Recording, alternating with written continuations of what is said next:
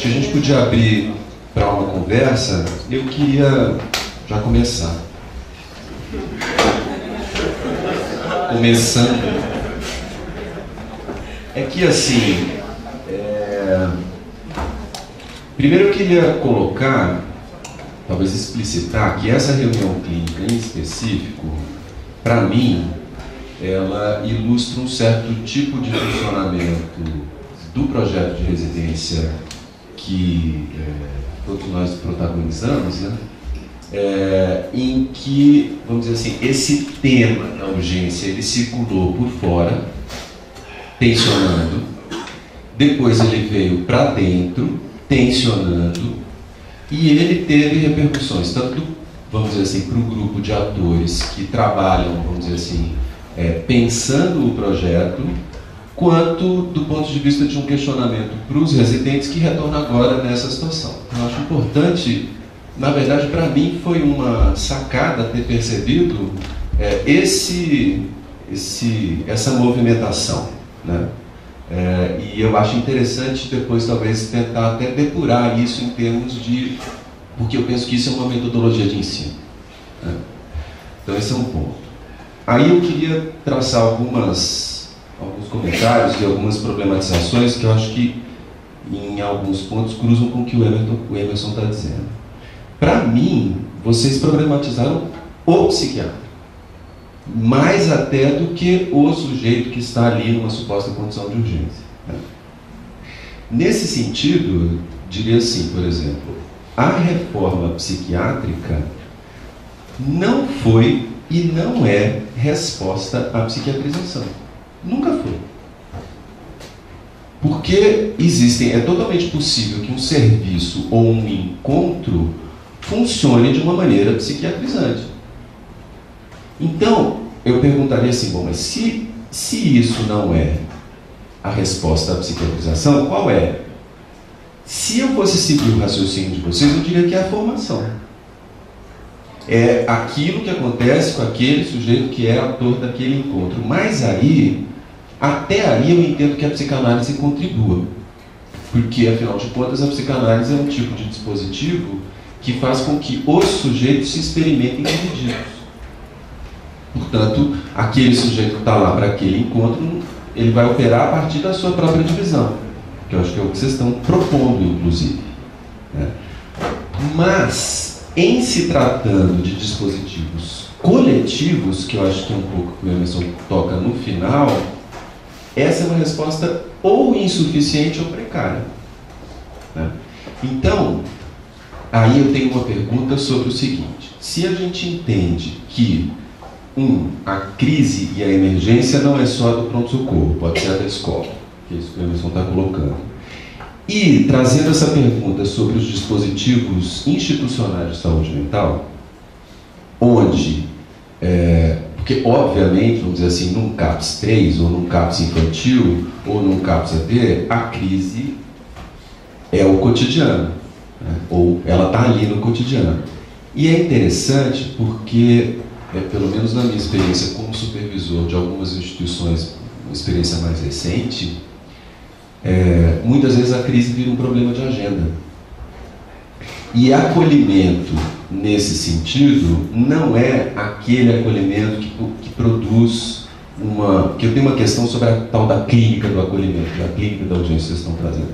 Vamos dizer assim, o acolhimento, para ser eficaz do ponto de vista institucional, ele precisa ser pensado e executado coletivamente. Senão, fica uma intervenção frágil, né? Então, como pensar coletivamente isso que vocês estão apontando que é o acolhimento? Essa é uma questão. A última observação é sobre essa clínica da urgência.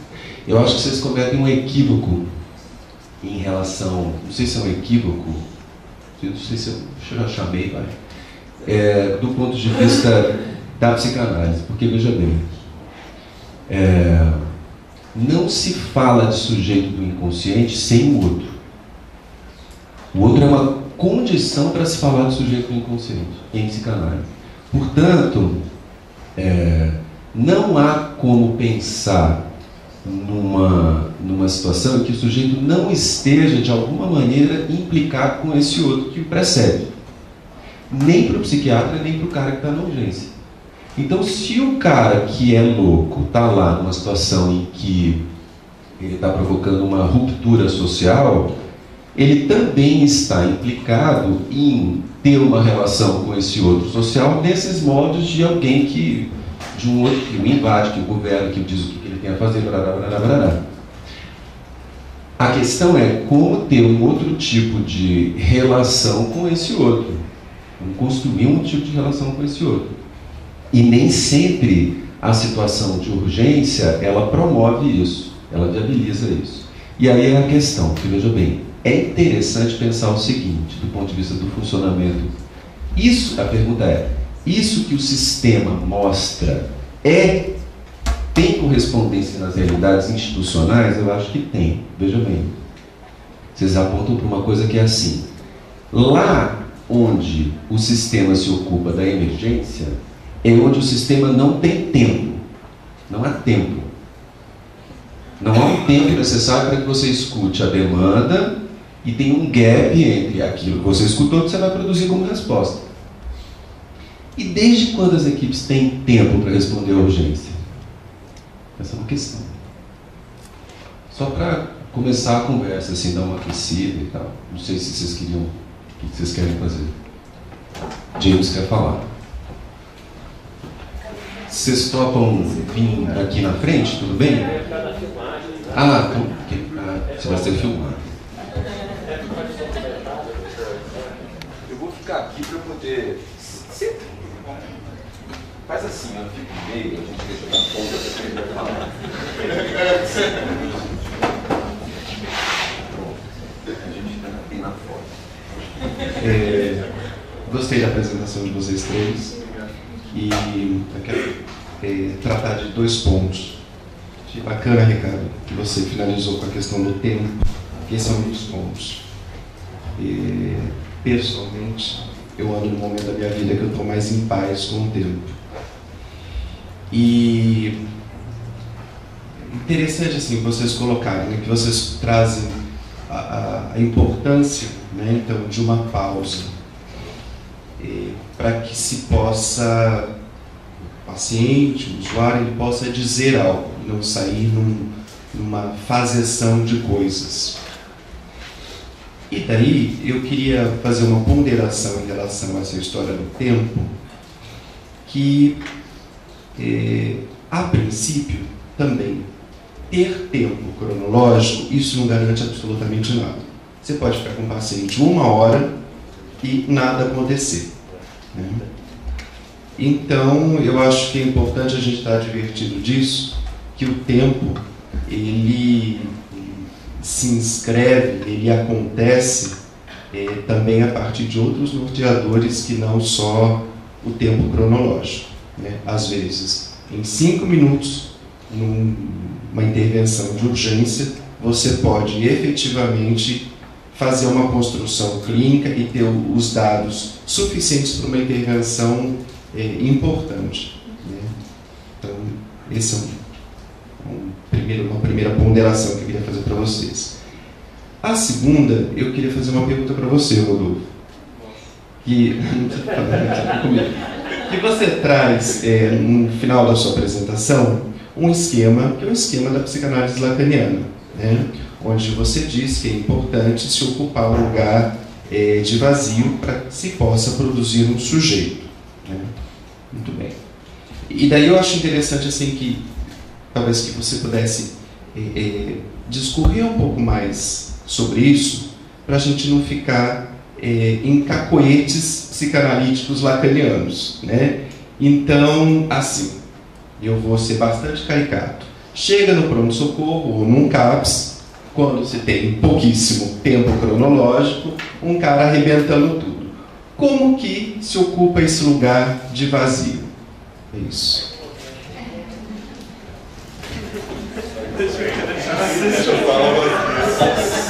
Vocês topam fazer a palavra circular um pouquinho e aí a gente comentar? Que aí talvez a Emerson queira falar alguma coisa também e tal. O Cleiton tinha pedido, ele... Então vem aqui. Então fala aí. Eu queria agradecer, porque eu pude, de uma maneira muito privilegiada, acompanhar a construção de vocês três. E a construção de vocês respondeu a uma provocação do professor Emerson Merri, dizendo que essa residência, a partir do trabalho com vocês, seria para a instituição Cândido Ferreira e para o campo da saúde mental o espaço mais privilegiado onde a gente pudesse colocar questões, se perguntar, se desacostumar. E a diferença da formação de vocês três dá um testemunho que os discursos puderam circular nessa instituição onde a gente habita. E o crescimento de vocês é ímpar, de cada um. Então, não dá para deixar de dizer para esse coletivo que isso se produziu também na emergência e urgência subjetiva de vocês dentro de uma outra instituição de saber, que é o Hospital das Clínicas da Unicamp. E aonde a gente tem notícia, tanto puderam colocar suas questões e abriram espaço para outros pacientes colocarem as suas. Então está posto na clínica com criança, se tem uma marca, é a presença de vocês lá. Então, assim, eu queria dizer isso e queria agradecer, acho que da Gabriela até vocês, a palavra de um estudante, que é justamente a posição que a gente espera de um paciente e de um trabalhador de saúde, prevaleça nas nossas formações. E eu agradeço a convivência. Cleiton e Jorge, tudo bem?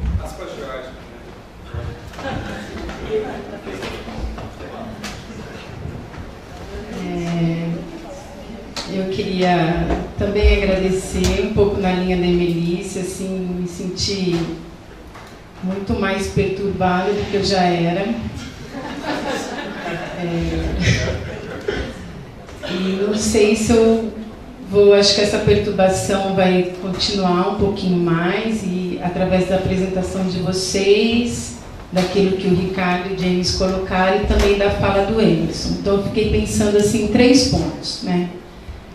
O primeiro, da questão da residência, e aí eu fiquei pensando até na minha disciplina do R1, que eu acho que eu pelo menos transito de uma forma perturbada, mas mais tranquila, porque quando você resgata a história da luta antimanicomial, você bebe de várias fontes, né?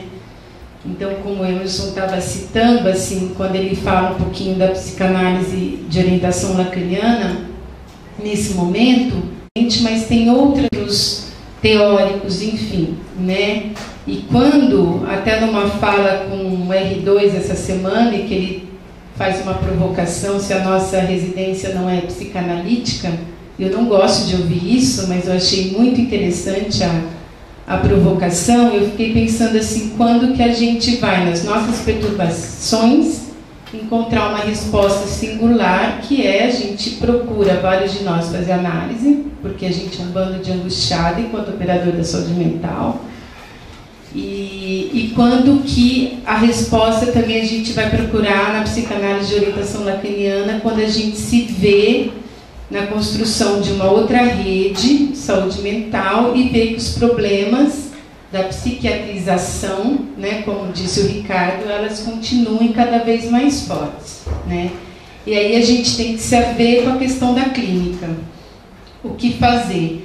E aí, Emerson, que a sua fala assim, me provocou muito, porque eu acho que uma grande dificuldade, eu falo como tanto uma cuidadora como uma gestora, né, de um serviço que se diz substitutivo, e eu vejo que uma das grandes angústias dos trabalhadores de um CAPS hoje é na questão de como gerenciar os riscos, né? Então, assim, é muito difícil de você suportar, é muito difícil, e aí você lança a mão dos recursos que você tem, seja o recurso da medicação, né, quando há uma falência do recurso da palavra, e como o recurso da internação em outro equipamento, em outro dispositivo, que não naquele que você caminha todo dia, né? Então eu queria só trazer um pouco essa dimensão do risco, porque eu acho que não dá para dizer que a gente não opera através dele, e o que fazer. Acho que por isso que eu queria ouvir de vocês, se isso motivou de uma certa forma a fala de vocês. E a última coisa, assim, quando você também traz da questão do normal, do patológico, eu fico pensando, quando as pessoas olham para o barulho, eu sempre vou lá no Basara, que eu acho ele incrível, e falo que há uma contradição no pensamento dele, que eu não sei se é uma contradição, que ele diz que a loucura, às vezes ele fala que a loucura é uma produção social, e às vezes que ele fala que a loucura é uma condição humana. Tá bom? Obrigada. Posso fazer o seguinte? Passa a palavra para o Cleiton, ele fala, aí uma rodada de respostas e a gente abre de novo? Pode ser? Na verdade, eu já me senti um pouco, talvez um pouquinho contemplado no que a Georgia trouxe. Eu marcaria só uma observação, porque, se não me engano, acho que foi na própria apresentação do Rodolfo que ele fala do diagnóstico diferencial, né? E aí, pegando esse recorte da questão da emergência psiquiátrica, né? Quando a gente pega a questão das entrevistas preliminares e tal, do quanto que isso, talvez, não ficou muito claro para mim de que diagnóstico diferencial se é o que eu, de alguma maneira, tenho algum conhecimento. Assim. Queria que você pudesse falar um pouquinho disso. E aí você trouxe uma outra questão, que eu achei interessante, que também acaba sendo uma questão bastante cotidiana no CAPS, né? Que é a discussão interna, não interna, medica, não medica, contém, não contém, libera, não libera. Né? Acho que é mais ou menos isso que você trouxe.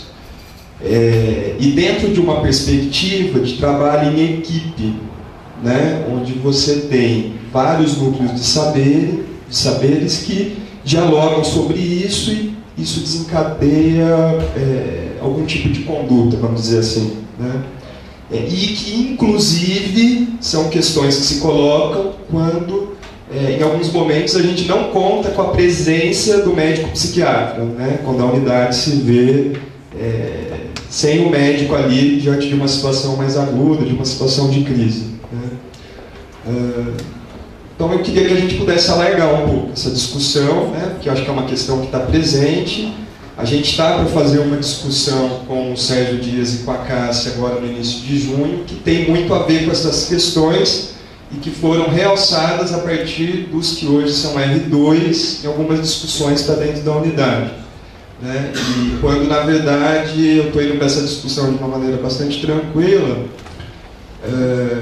porque eu vejo que tem uma sede por respostas, protocolos que talvez a gente não vai encontrar nessa discussão, mesmo respaldado por alguém que, enquanto a Paula estava de licença, estava na posição de diretor técnico do Cândido Ferreira, no caso do Sérgio, né, na ocasião.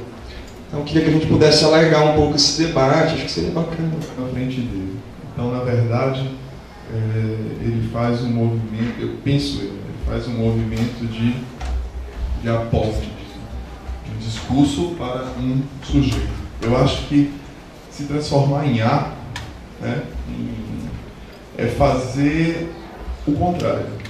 Eu acho que é fazer advir daquele sujeito uma possibilidade de uma fala, de uma continuação, de uma associação, e que daí possa vir uma, não sei, interpretação ou algo a mais.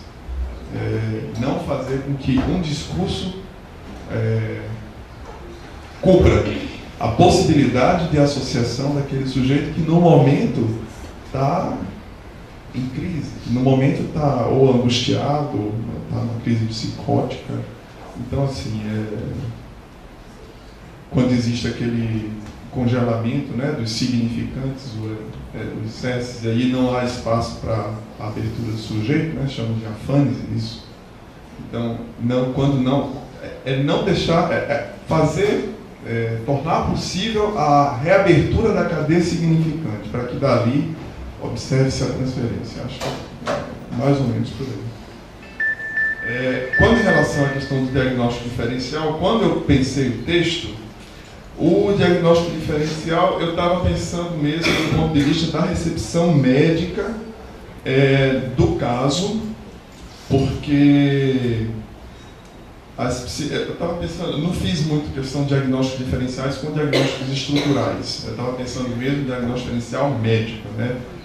Por exemplo, nós tínhamos uma paciente no HC, né, que foi pedido para fazer uma evolução tal, para a psiquiatria dar uma olhada, e ela tinha toda uma característica histriônica, né, de personalidade e tal, mas na verdade tinham outros sinais neurológicos que precisavam ser vistos e, por exemplo, ela estava tendo êmbolos sépticos cerebrais, entendeu? Então, assim, uma coisa, o diagnóstico diferencial na mudança do comportamento, ele é importantíssimo, porque uma vez que aquilo se torna incompreensível, né, ou seja, quase orgânico, possibilita que esse sujeito ele possa não vir a fazer parte dentro desse fluxo dessa rede de saúde mental, se essa rede ela não produz um ato subjetivo. Entendeu? Tem mais algum? Né?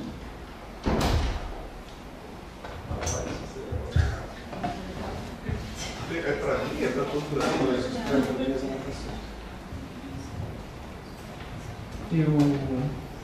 Eu escolhi algumas perguntas para responder.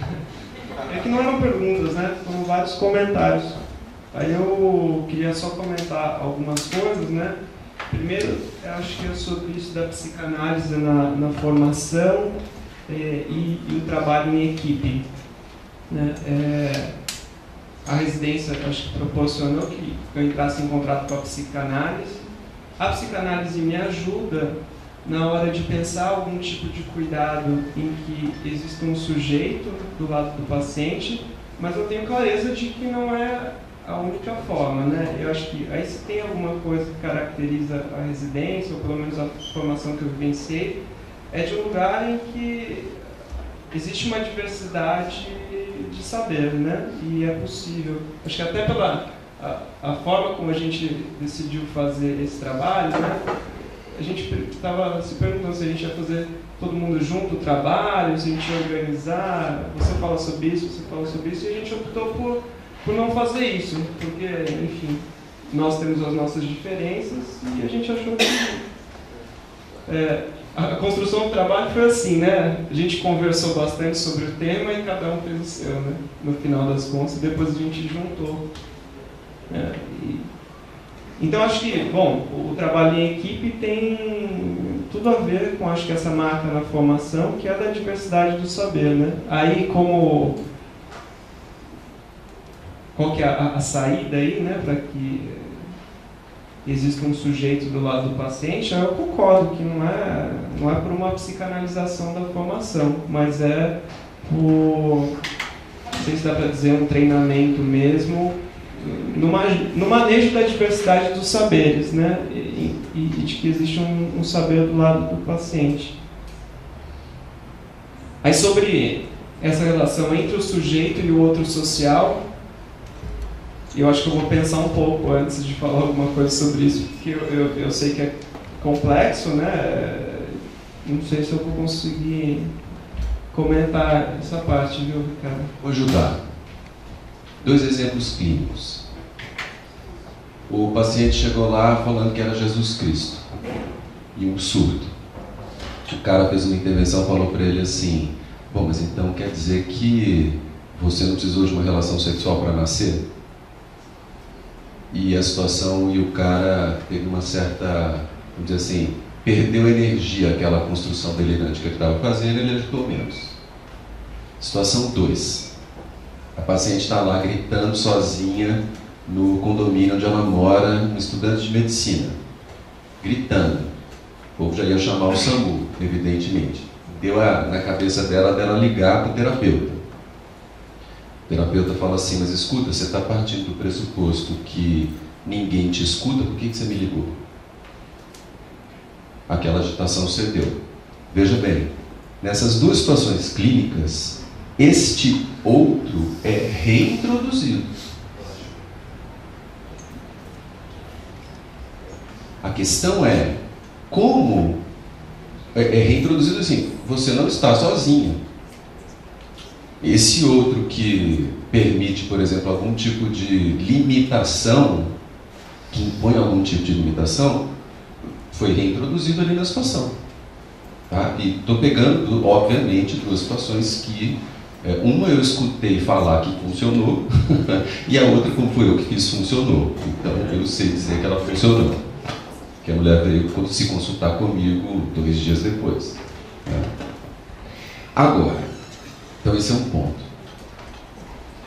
O outro ponto, eu acho que tem a ver com o que o Emerson coloca, e aí eu queria fazer uma provocação às equipes e aos serviços que estão aqui. Porque veja bem, o Emerson coloca uma coisa assim, a gente está vivendo um momento em que a categorização de normal e patológico passa pela, vamos dizer assim, desregulação das compulsões.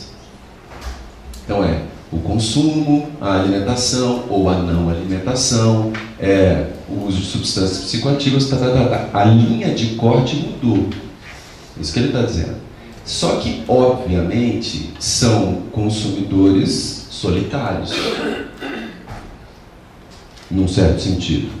E todas as equipes também fazem parte dessa massa, certo?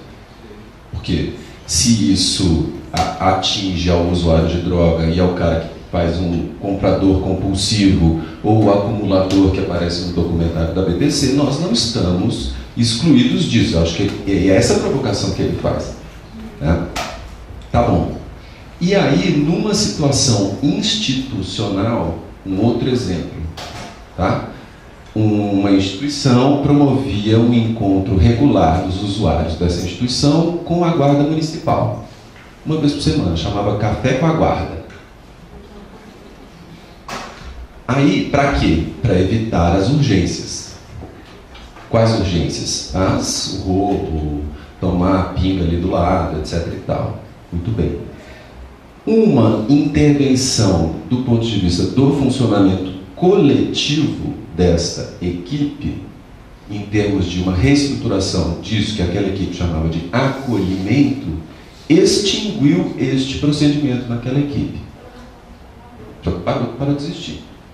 Não sei se foi para melhor ou para pior, mas pelo menos pararam de botar a polícia dentro do serviço de saúde mental. Muito bem. Tem uma provocação, acho, a ser feita particularmente para o Cândido e as equipes que aqui circulam, pelo acúmulo que essas equipes têm. Né? Nós estamos desenvolvendo que tipo de tecnologia de acolhimento nas instituições onde nós estamos inseridos e por que elas funcionam ou não? É uma questão. Estou provocando e... Queria fazer circular de novo. A Gal estava inscrita. Peraí, tinha Gal, tinha mais alguém. Veri. Só um instantinho. É porque teve uma Guilherme. Então, ó, Gal, Gui e Veri. Gui tinha pedido antes. Tem uma... A Georgia fez uma pergunta e sobre essa questão que o professor Emerson trouxe sobre esse funcionamento de riscos. Acho que sim, que é possível que vários serviços de saúde, sim, mesmo dentro de um contexto médico ou não, estamos funcionando, eu creio, medindo o risco, sim. E essa medida do risco, a medida da crise, o nível de risco que se tolera ou não, realmente me incomodou. Por isso eu trouxe essa questão. Eu queria perguntar do professor Emerson se, por exemplo, a psicanálise não é o único meio de fuga desse esquema, que outros o senhor tem percebido que podem nos ajudar?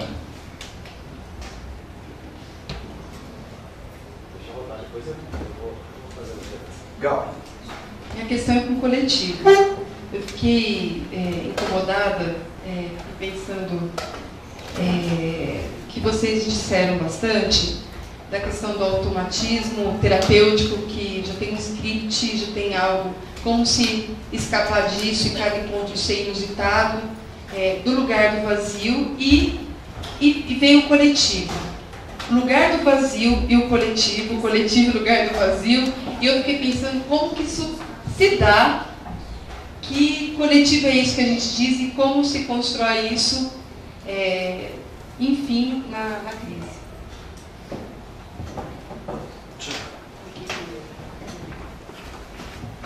Vocês topam fazer mais uma rodadona assim, aí a gente... Tá bom. Bom, eu nem ia perguntar, mas agora que veio, vamos lá. É por uma inquietação mesmo. Eu reparei que quando vocês fazem o questionamento de como responder à crise fazendo a de sujeito, esse sujeito que vocês recorrem é o sujeito da psicanálise e o sujeito do inconsciente a que vocês se referem. Mas daí vocês fazem um casamento que parece de senso comum, mas eu não sei se é possível fazer, com o discurso da humanização, que parece muito mais um discurso de natureza histérica e não combina com um discurso analítico nesse sentido. Né? Me parece que a humanização poderia casar muito bem com medicalização. Né? Eu não sei, é um questionamento pessoal que eu me senti instigado pelas duas falas, tanto do Rodolfo como do Rafael, que trazem esse apelo à humanização quando não há mais resposta, funciona a humanização. Mas o que a humanização combina com esse fazer de um sujeito? Passa para ver.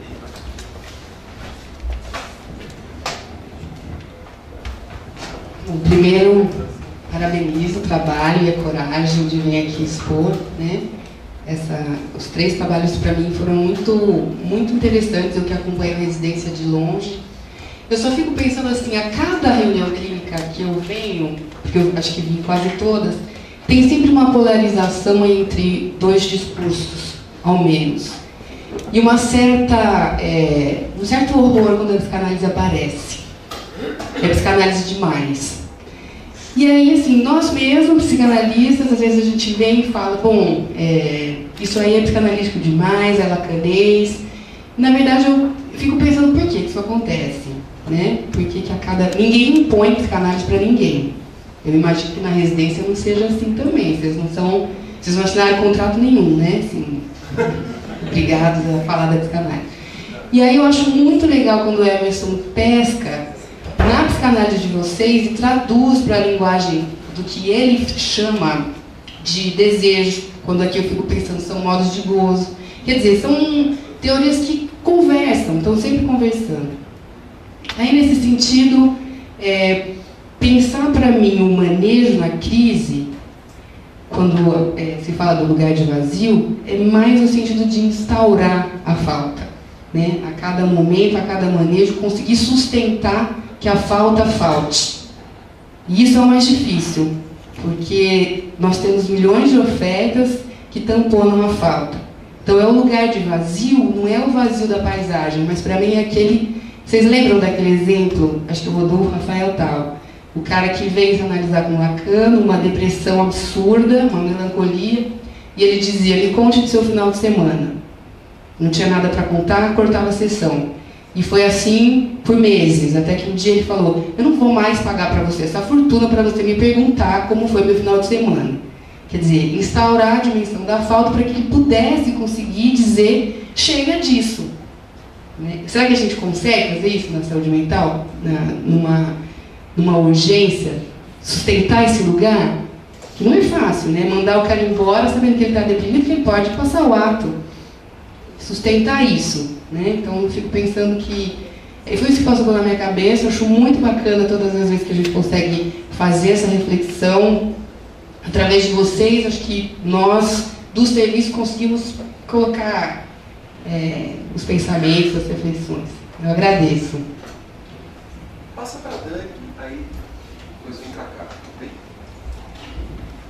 Bom, parabéns para vocês, todas as apresentações foram ótimas, acho que faz a gente pensar e refletir mesmo. Assim. Então, tem uma pergunta que eu queria escutar um pouquinho de vocês. Assim, hoje em Campinas, a gente pensando enquanto oferta de tecnologias de cuidado para a crise, quando se faz a opção pela internação, hoje a gente pensa na rede de Campinas enquanto assim, os leitos no CAPES, o núcleo de retaguarda, os leitos em hospitais gerais. E aí a minha pergunta é a seguinte, assim, na avaliação, assim, quando vocês estão se deparando com a urgência ou emergência psiquiátrica e subjetiva, e aí vocês vão ponderando, se libera ou não, se interna ou não, e se quando se conclui pela internação, se nesse momento é incluído também para que recurso vai se encaminhar esse sujeito que está ali. Se isso é incluído a partir de começar ali a construção do caso, se a partir daquele caso tais recursos ou outro recurso vai ser melhor ou mais significativo para esse momento, ou se é apenas a partir da oferta de vaga que o município faz. Deu para entender? Peraí, tem que vir para cá.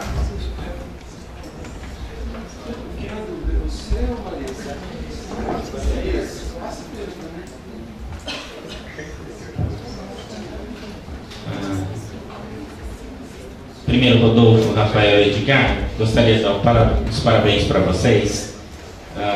Como vocês caminharam para caramba, né? Desde aquela primeira discussão do que nós vamos falar no dia de uma reunião da Coreme, né? E as coisas caminharam muito bem. Eu acho que as questões que têm sido levantadas aqui hoje mostram isso. Tanto você, Rodolfo, quanto você, Edgar, fizeram uma relação crise, emergência, internação, até trouxeram dados da Central Municipal de Vagas, e me chama a atenção de 36% dos CAPs 3 e 5% mais ou menos dos CAPs infantis, os encaminhamentos para internação virem desses serviços. São serviços, eu lembro até da ênfase que vocês deram naquele momento, que são serviços substitutivos e não complementares. Foi o que vocês falaram. O que eu pergunto é o que está acontecendo se 40% das internações, das solicitações e das internações, elas provêm de serviços chamados substitutivos. Como é que a gente está manejando a crise, incluindo nós que fazemos parte desses serviços, a maior parte da nossa formação se dá nesse serviço? O que está acontecendo com o manejo das crises? Como nós podemos explicar esses números? Obrigado. Passa para o Zé para mim. E aí a gente faz uma rodada, o Emerson quer falar, aí a gente vê se a gente abre, dependendo do horário.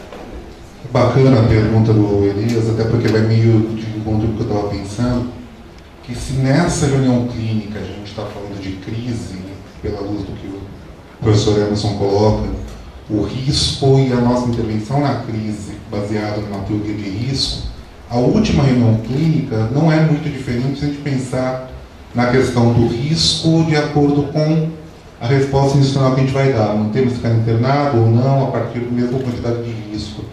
E a questão, acho que vai por aí, do tipo, como que a gente pode sair da lógica de risco, não só na crise, mas no funcionamento do dia a dia dos nossos serviços, e como, a partir do momento que você já está nessa lógica da crise, esse paciente já foi atribuído algum grau de risco, como reavaliar o risco desse cara, ou tirar esse risco atribuído a esse paciente, me parece muito mais difícil do que não atribuir o risco de antemão.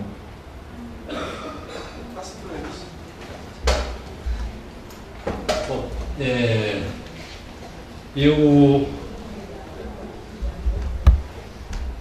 De novo, né? A gente está... Vou tentar economizar um pouco meu cérebro. Eu acho que tem uma coisa que eu acho que é interessante, vou tentar relatar aqui. De muito eu trabalho com alguns conceitos, né? Que nem micropolítica do trabalho vivo, e eu considero que a prática do cotidiano da equipe de trabalhadores, ela é profundamente inventiva. né? Eu brinco que se a gente, nas equipes, cuidando no dia a dia, não inventássemos nos encontros, provavelmente a maior parte dos pacientes de um hospital seriam mortos, né? Porque seguir os protocolos direitinho, você mata a maioria, né? Isso quer dizer o seguinte: a cotidianeidade do cuidado, mesmo que a gente não queira, o cotidiano do cuidado, ele é muito vivo. Ele é muito vivo. Mesmo para os vários profissionais que estão muito protocolizados. Deu a entender, né? Você repara dentro de instituições muito fechadas, né, ou próximo de instituições fechadas, que nem hospitais, mas isso acontece sistematicamente nos CAPs, acontece em tudo que é lugar, como funciona o corredor, como funciona o banheiro, como funciona o cafezinho. Se você ficar escutando o que é que acontece nesses lugares, que não são legitimados formalmente como lugares de conversas para produzir cuidado, se você ficar atento, se você mapear isso, se você cartografar isso, você vai ver como que aí funciona muito o estabelecimento, né? Como que o estabelecimento funciona em muitos lugares onde não se acha que ele funciona. E é ali meio numa conversa de corredor em que alguém para o outro e fala: nossa, tá tão difícil ali e tal, e aí vem uma ideia, o outro dá outra opinião, ou pede ajuda e o cara vai e dá ajuda. Isso é a prática sistemática do cotidiano dos milhões de lugares que produzem cuidado neste país, na rede altamente extensiva que a gente tem no Brasil. Isso quer dizer o seguinte: quando eu vou trabalhar com o conceito de saberes, né, nessa linha, a primeira coisa que eu tenho é que eu não tenho problema com nenhum dos saberes que são oferecidos. Nenhum. Eu coloco tudo na minha caixa de ferramenta, todos eles. Por quê? Porque todos eles constroem certos regimes de verdade. Estes regimes de verdade podem sim, em muitas situações, estarem sendo muito adequados para o encontro que uma equipe está produzindo em torno de alguma coisa, né? E eu acho que isso é essencial para a gente poder perceber como que às vezes a gente ali no cotidiano enfrenta várias coisas que quando a gente vai problematizar, a gente nem dá visibilidade para isso. Então, por exemplo, o Ricardo pergunta assim: como é que nós estamos fazendo o acolhimento? É muito fundamental tentar responder essa questão. É muito fundamental. Por quê? Porque se a gente atende milhares de pessoas por mês só na rede Cândido, nós fazemos, bem ou mal, milhares de relações de acolhimento. Como é que a gente faz isso? Alguns funcionam? Sem dúvida, muitos funcionam. Outros não funcionam? Sem dúvida, outros não funcionam. Perante isso, existem algumas coisas que são estratégias possíveis que a gente pode tirar proveito. Porque eu acho que a solução não está, eu acho que está na formação. Mas e não só na formação de alguém que está se especializando, está na formação, no cotidiano que o trabalho produz a todos nós trabalhadores do cuidado. Ali é o território de formação. Então está ali na formação. Mas ela não pode ser o tempo inteiro na formação ou do quebra-galho do corredor ou da espontaneidade. Nós precisamos montar dispositivos para isso. Acho que construir, tem uma experiência no Ministério que me instiga muito, porque eu tenho me aproximado dela, e acho que a gente devia pensar isso em todos os lugares. Você construir o que eles chamam, eu não gosto desse nome, mas eu vou usar porque eles usam, o que eles chamam de comunidade de práticas, como um espaço de encontro permanente entre as experiências cotidianas, me parece fundamental. Por quê? Porque é a possibilidade de tornar mais coletiva à produção dos saberes e mais, a possibilidade de tornar a oferta dessa produção coletiva mais visível e disponível. O que significa isso? Significa que os trabalhadores ou as equipes possam acionar um certo lugar que usufrui dessas comunicações tipo redes sociais, não é?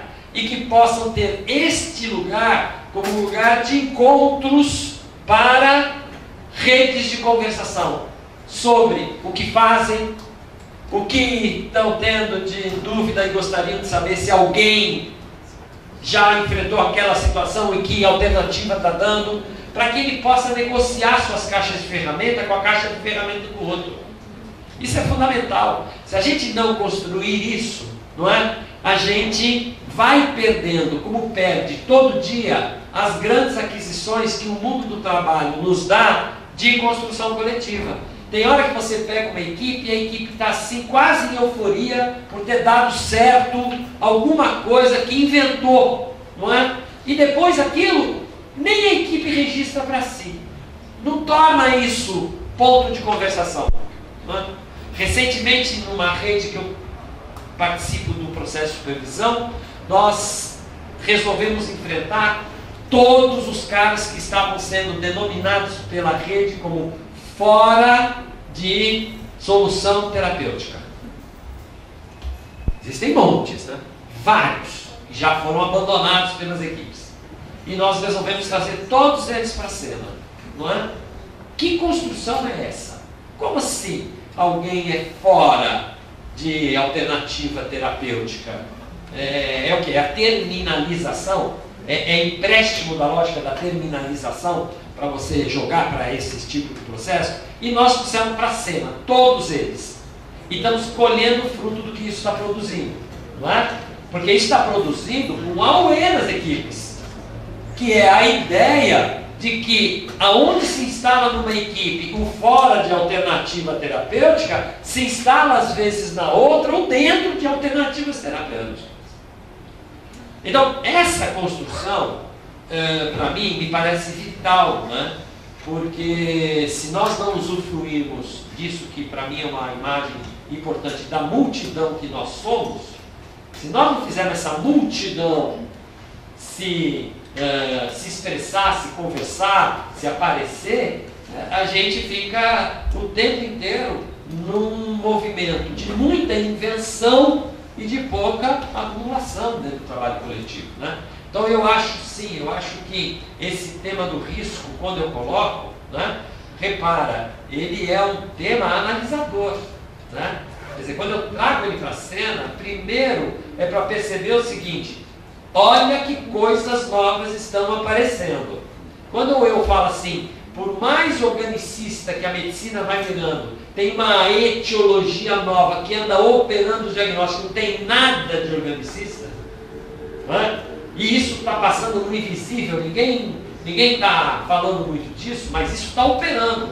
Isso não quer dizer que você, no enfrentamento de certas situações efetivas como equipe, não é? Você não vai enfrentar com 1000 possibilidades, com fracassos ou com sucessos, situações que são dramáticas do ponto de vista dessas questões do risco. Mas não é essa banalização, entendeu? Não é essa banalização. Não é? Então, eu acho que as equipes têm que poder tornar isso visível para si. Elas têm que poder falar disso. Não é? Então, acho que tem que montar estratégias nessa questão, em que as caixas de ferramentas fiquem mais visíveis, apareçam como empréstimos, sejam produzidas e possam circular. Não é? Porque é real, tá certo? Nós inventamos demais. Imagino que o Cândido já não inventou nesses 20 e poucos anos. Gente, é absurdo se você ficar se debruçando sobre isso. Quantas vezes já não se inventou coisas que hoje a gente nem sabe mais da invenção ou ficou perdida na pele de alguém que participou? Entendeu? A gente sabe disso, não é? Então é um pouco essa questão. Gilson quer falar? Posso passar o circulador?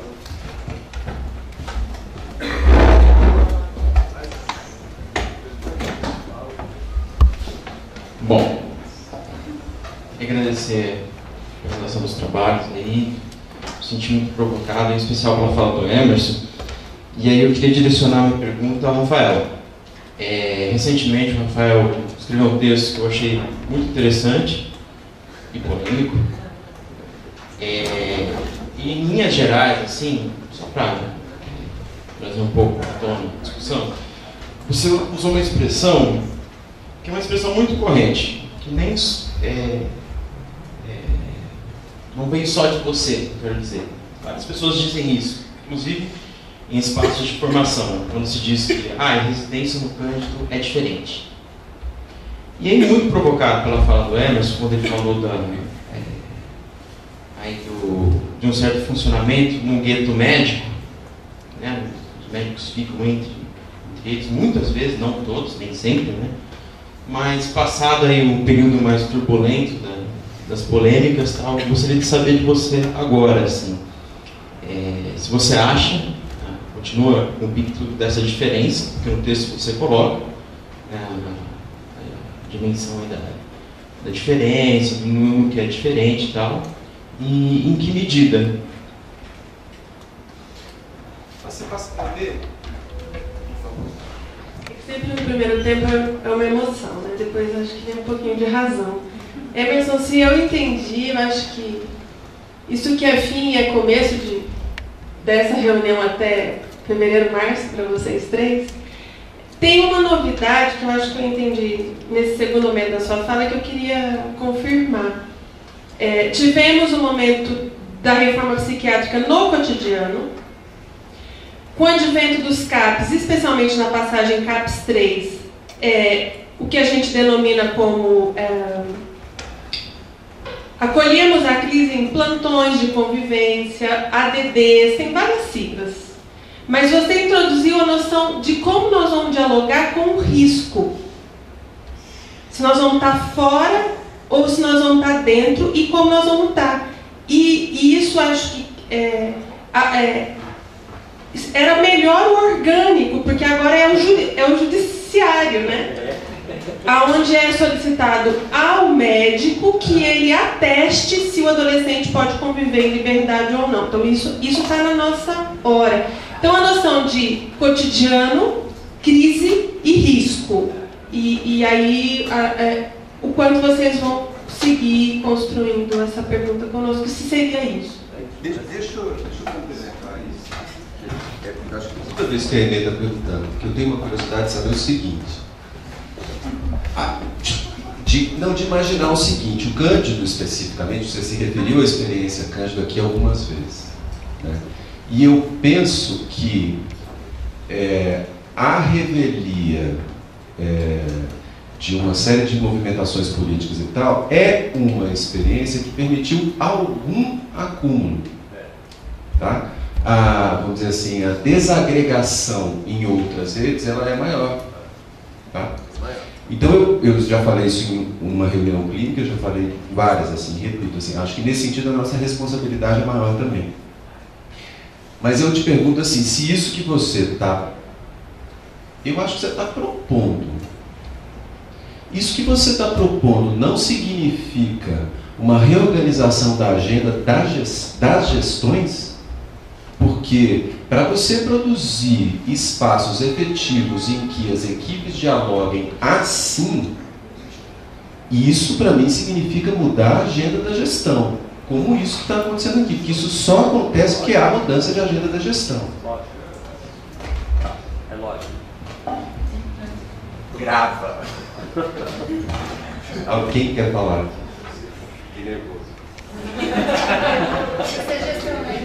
Não foi proposto dialogar com isso, por conta de alegar insuficiência de recursos, de novo a gente produz um recurso. Exatamente. Tá? Mas tem que ter algo caminhando que dialoga com isso. Exatamente. Eu tenho que responder um monte de questão. Agora que você vai pensar.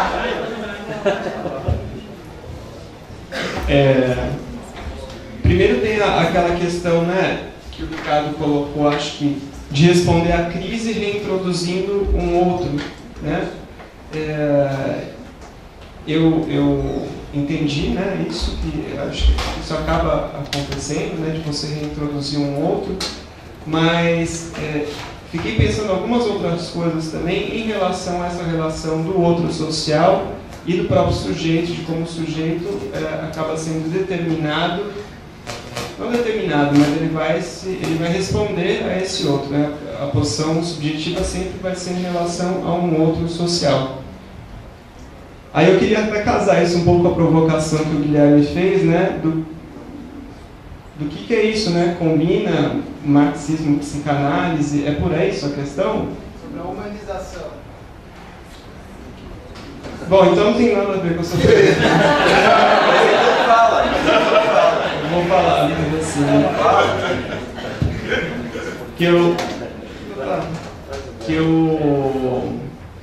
Eu li alguns artigos, por exemplo, né, de que esse outro social, né, vou dar um nome para ele, por exemplo, não é só isso, mas é um outro que ele está...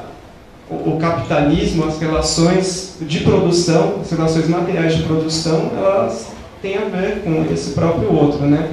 E que essa organização da produção e do consumo tem a ver com a própria regulação funcional dos sujeitos, né? Você escolhe se você vai ser sujeito de trabalhar, de consumir ou não, né? O quanto que as toxicomanias ou as depressões têm a ver, inclusive, com eu vou trabalhar e consumir ou não, ou eu vou consumir pra caramba sem parar, né? E aí, como solucionar esse tipo de questão, que é o que a gente se depara na urgência, acolhimento, eu consigo pensar duas coisas. Uma coisa é a formação, mas eu não consigo evitar de pensar de que, para solucionar esse problema, eu preciso incidir também diretamente nesse outro, né? E aí é que eu acho que vem uma coisa que é minha, não sei o quê, que é da politização, né? Aí é que o marxismo, para mim, ajuda a pensar essa própria sociedade. E aí, com relação ao meu texto, né, que foi polêmico e tal, a pergunta do Gilson é se eu mudei ou não de opinião com relação à diferença, né? Eu acho que é mais ou menos por aí, ou pelo menos eu queria comentar isso, né?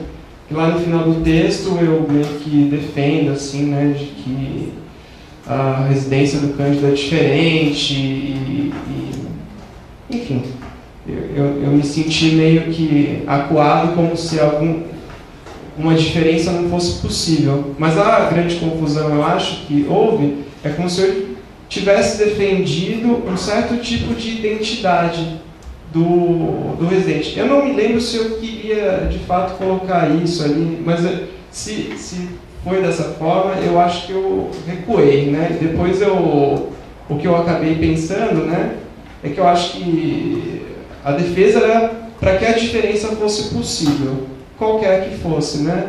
Tanto é que, enfim, eu já não acho mais que existe uma identidade do residente Cândido. Todos nós somos muito diferentes, né? E acho que a defesa tem que ir no sentido de que essa diferença seja possível, né? Sei lá, se eu quisesse ser marxista psicanalista, mesmo com todas as incoerências, isso é possível, né? E que eu, como sujeito lá na residência, tenho um papel nos caminhos, que eu possa resolver as minhas questões e caminhar. Sei lá, é isso. Tem essa questão da Veridiana, né, que ela falou que lidar com a crise é sustentar que a falta falte. Olha, eu vou dizer que é difícil, porque existe a questão que o professor colocou, né, essa questão da teoria do risco, né, quando na psiquiatria forense a questão da periculosidade, a periculosidade social foi transformado cientificamente em risco, né, por variáveis matematizáveis, tipo idade, gênero. Então aí você transforma o conceito de periculosidade em conceito de risco. Sustentar que um sujeito chega para você num serviço de urgência e te coloca aquelas questões, às vezes nem fala, e você sustentar que você pode liberar, eu acho que assim, a partir da mudança de um discurso, oferecer uma contingência para que possa produzir uma coisa nova. E não responder anteriormente com uma resposta já dada de, por exemplo, fazer aldolme da Zolândia, entendeu? Eu acho que é por aí. E sustentar a angústia do teu lado também, acho que é também importante. Por que os CAPs internam tanto? Acho que essa é uma pergunta, nossa, complicada. Ela é uma pergunta complicada, mas ela precisa ser posta retificando aquele esqueminha que a gente tem desenhado ali da rede. Porque vocês apresentaram aquele esqueminha de rede desenhado de uma maneira muito bonitinha, que não deixa de ser ideológica. Porque, na verdade, se a gente fosse desenhar aquela rede em termos reais, a gente desenharia assim, um CAPS enorme, numa cidade maior ainda, com uma equipe básica. Aí naquela setinha que tem da equipe básica para o CAPS, você desenha assim umas cadeirinhas, umas foices, um pouco assim. Na seta de volta do CAPS para lá, uns outros palavrões assim. Aí você desenha 3 unidades de urgência e emergência em que o funcionamento em termos de público e privado é bastante heterogêneo. Bastante heterogêneo. Você desenha um SAMU em que o critério de risco psiquiátrico precisa ser manejado em paralelo ao critério de risco clínico, o que é um problema. Então, e se você desenha a entrada do paciente do acolhimento para dentro de um CAPS, a confusão de setinhas era ainda um pouco maior. Então, eu penso que para responder a essa pergunta, os números são arriscados. Né? Porque ideologicamente você poderia falar assim, os CAPs internam muito, portanto os CAPs não são substitutivos. Tá? Bom, será que essa é a melhor resposta? É possível fazer uma resposta sem uma análise de contexto para responder essa pergunta? Elias, são dados de realidade. Tem CAPs funcionando, foi montado para atender 100, 150 mil habitantes, está atendendo 311 mil. Então isso é um fator para mim que complica bastante. A demanda é muito maior dos CAPs de pacientes de saúde mental do que dentro de outros serviços. Né? Você tem uma clientela também que é muito mais ativa. Eu acho que esse é um problema. Eu acho que é isso. Tem mais fatores que não só os numéricos que vão dar disso. Posso ver na hora? Passa pela especificidade de cada serviço. Eu acho que também não dá para dissociar a questão de internação.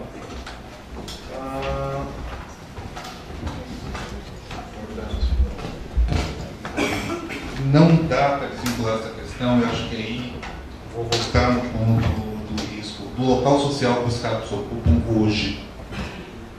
A sociedade transfere para os CAPs e a própria rede transfere para os CAPs o avaliador final do quanto o risco deve ser sustentado pelo CAPs ou não.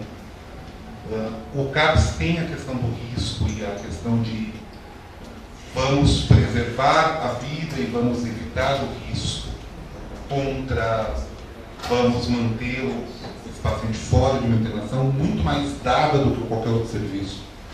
É uma demanda que está colocada muito mais para os CAPs do que para qualquer outro lugar. Se o CAPS responder isso mais vezes, razoável pensar que mais vezes ele vai responder com a internação.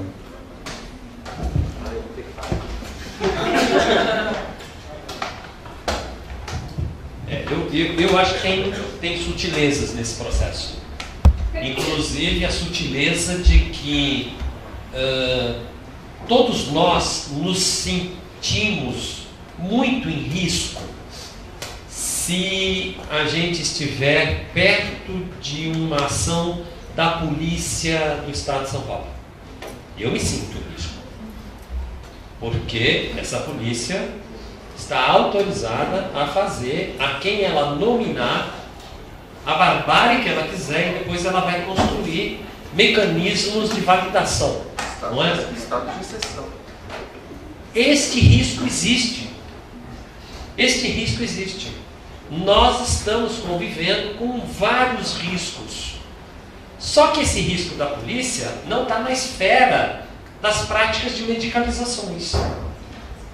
Não é? Eles não vão para o CAPS. Eu, se pudesse, mandava os policiais todos para a internação e liberava todos os loucos. Estou brincando com a ideia de risco, entendeu? É mais sutil esse tema da ideia do risco. Por que que certos riscos fazem parte de uma certa etiologia nominada dentro do escopo nosso do cuidado em saúde? Por que que outros riscos não? E de onde vem a teoria do risco? Isso também é interessante. A teoria do risco, ela vem da economia capitalista, com o conceito de sinistro que vem do manejo monetário, que planos de seguro de automóvel, sabe?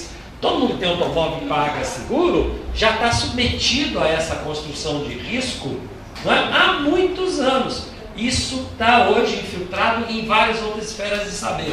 Mas o que eu estou colocando é o seguinte: tem um monte de coisas de riscos que não são nem nominadas e visíveis como risco. Agora, um carinha que teve um ataque, não chego a falar que nem o James, está quebrando tudo bem, mas quantos quebram tudo a todo momento? Essa é uma situação limite, não é? Agora, um carinha ou uma mulher que começou a ter um ataque que incomoda não sei o que, pronto, legitimou uma ação fascista sobre ela. E lá vamos nós, redes de cuidado, fazer a intervenção fascista sobre ela. É isso que interessa. Nós precisamos poder falar disso. Entendeu? Que braço é esse que nós somos para certos tipos de coisa? Isto é uma questão que nós devemos construir como caso clínico. A construção do caso clínico não pode ser também, em certas circunstâncias, uma bela uma armadilha? É isso que é necessário a gente fazer ficar visível, fazer aparecer, poder falar disso e poder colocar a gente em análise nessa situação. Vamos isso. Eu estou precisando ir embora. Tá. Gente, queria agradecer a presença de vocês, muito obrigado. Muito obrigado aos residentes que protagonizaram a manhã de hoje. Muito obrigado à generosidade do Emerson. E até a próxima.